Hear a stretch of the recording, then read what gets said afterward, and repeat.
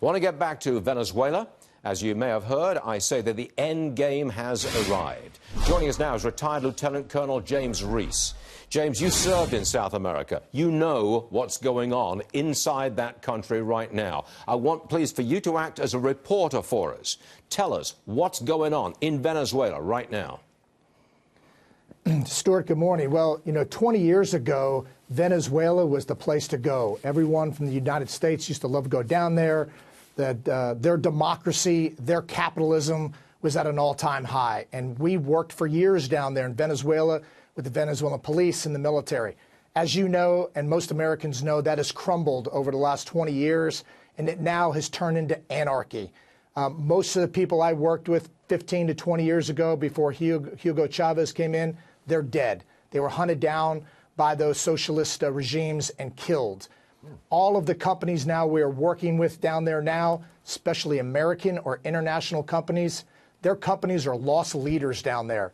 They cannot convert their money to dollars. The government owes companies millions and millions of dollars. They default on those loans.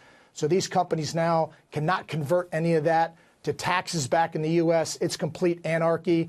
And the last piece is folks that I know, middle class, upper middle class, that were working in Venezuela, they are now having to flee the country, bringing their families into the Caribbean, and some of them now are working at minimal wage, or some of them are living on the streets in some Caribbean companies because they can't get them jobs. All right, Jim, that's a good wrap-up of what's going on the ground there. I want you to turn your attention to the Trump administration. What should we do about what's going on down there?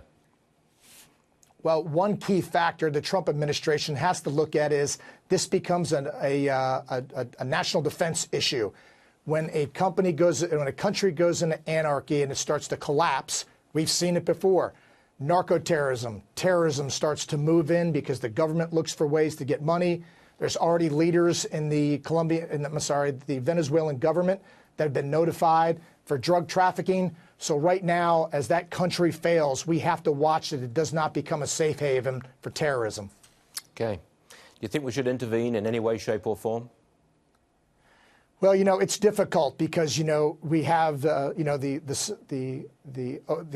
Association of the Latin American countries. We work very closely with them, but it is something I guarantee the Pentagon is looking at and giving the president options on what we could do in Venezuela if need be to go in there, especially if the government collapses. Got it. Jim Reese, thank you very much for joining us this morning. Appreciate it, sir. Thank you.